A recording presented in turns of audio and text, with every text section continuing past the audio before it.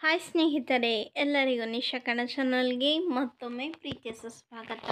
ಇವತ್ತಿನ ವಿಡಿಯೋದಲ್ಲಿ ಗಣರಾಜ್ಯೋತ್ಸವ ಬಗ್ಗೆ ಪುಟ್ಟ ಭಾಷಣ ಯಾವ ರೀತಿ ಹೇಳೋದು ಅಂತ ಈ ವಿಡಿಯೋದಲ್ಲಿ ತಿಳಿಸ್ಕೊಡ್ತಾ ಇದ್ದೀನಿ.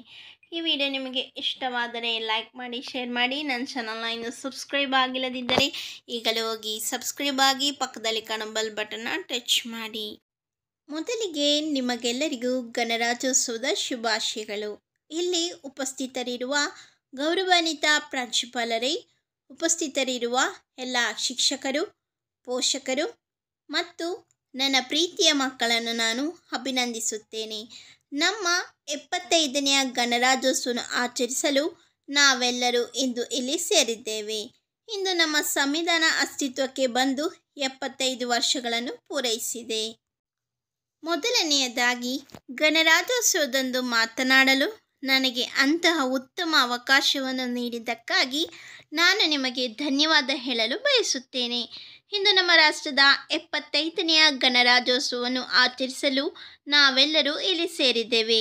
ಇದು ನಮಗೆಲ್ಲರಿಗೂ ಉತ್ತಮ ಮತ್ತು ಮಂಗಳಕರ ಸಂದರ್ಭವಾಗಿದೆ. ನಾವು ಪರಸ್ಪರ ಅಭಿನಂದಿಸಬೇಕು ಮತ್ತು ನಮ್ಮ ರಾಷ್ಟ್ರದ ಅಭಿವೃದ್ಧಿ ಮತ್ತು ಸಮೃದ್ಧಿಗಾಗಿ ದೇವರನ್ನು ಪ್ರಾರ್ಥಿಸಬೇಕು. ನಾವು ಪ್ರತಿ ವರ್ಷ ಜನವರಿ 26ರಂದು ಭಾರತದಲ್ಲಿ ಗಣರಾಜ್ಯೋತ್ಸವ ಆಚರಿಸುತ್ತೇವೆ, ಏಕೆಂದರೆ ಈ ದಿನದಂದು ಭಾರತದ ಸಂವಿಧಾನವು ಜಾರಿಗೆ ಬಂದಿತ್ತು. ನಾವು 1950ರಿಂದ ನಿರಂತರವಾಗಿ ಭಾರತದ ಗಣರಾಜ್ಯೋತ್ಸವವನ್ನು ಆಚರಿಸುತ್ತಿದ್ದೇವೆ, ಏಕೆಂದರೆ ಭಾರತದ ಸಂವಿಧಾನವು 26 ಜನವರಿ 1950ರಂದು ಜಾರಿಗೆ ಬಂದಿತ್ತು. ಗಣರಾಜ್ಯ ಎಂದರೆ ದೇಶದಲ್ಲಿ ವಾಸಿಸುವ ಜನರ ಸರ್ವೋಚ್ಚ ಶಕ್ತಿ ಮತ್ತು ದೇಶವನ್ನು ಸರಿಯಾದ ದಿಕ್ಕಿನಲ್ಲಿ ಮುನ್ನಡೆಸಲು ತಮ್ಮ ಪ್ರತಿನಿಧಿಗಳನ್ನು ರಾಜಕೀಯ ನಾಯಕರನ್ನಾಗಿ ಆಯ್ಕೆ ಮಾಡುವ ಹಕ್ಕು ಜನರಿಗೆ ಮಾತ್ರ ಇದೆ. ಆದ್ದರಿಂದ ಭಾರತವು ಗಣರಾಜ್ಯ ರಾಷ್ಟ್ರವಾಗಿದೆ. ಅಲ್ಲಿ ಜನರು ತಮ್ಮ ನಾಯಕನನ್ನು ಪ್ರಧಾನಿಯಾಗಿ ಆಯ್ಕೆ ಮಾಡುತ್ತಾರೆ. ನಮ್ಮ ಮಹಾನ್ ಭಾರತೀಯ ಸ್ವಾತಂತ್ರ್ಯ ಹೋರಾಟಗಾರರು ಭಾರತದಲ್ಲಿ ಪೂರ್ಣ ಸ್ವರಾಜ್ಯಕ್ಕಾಗಿ ಸಾಕಷ್ಟು ಹೋರಾಡಿದರು. ಅವರ ಮುಂದಿನ ಪೀಳಿಗೆ ಕಷ್ಟಪಡಬಾರದು ಎಂದು ಅವರು ತಮ್ಮ ಜೀವನವನ್ನು ತ್ಯಾಗ ಮಾಡಿದರು ಮತ್ತು ಅವರು ದೇಶವನ್ನು ಮುನ್ನಡೆಸಿದರು. ಭಾರತವು ಪ್ರಜಾಪ್ರಭುತ್ವ ರಾಷ್ಟ್ರವಾಗಿದ್ದು, ದೇಶವನ್ನು ಮುನ್ನಡೆಸಲು ಜನರು ತಮ್ಮ ನಾಯಕನನ್ನು ಆಯ್ಕೆ ಮಾಡುವ ಅಧಿಕಾರವನ್ನು ಹೊಂದಿದ್ದಾರೆ.